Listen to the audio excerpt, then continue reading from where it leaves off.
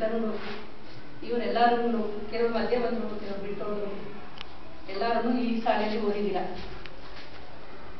ಈ ದಿನ ಸಮಾರಂಭವನ್ನು ಏರ್ಪಡಿಸಿದ್ದೀರಾ.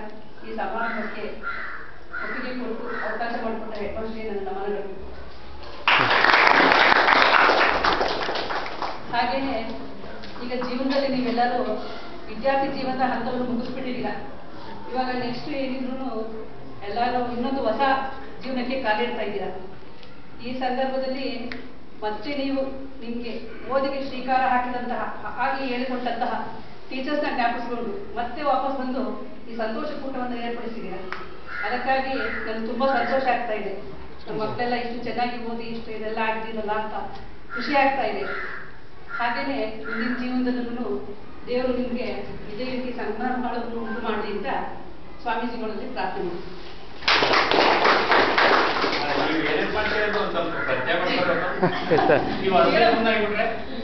ಹೇಳ್ತಾ ಇದ್ರು ಸರ್, ಲೇಟ್ ಆಗ್ಬಿಟ್ಟು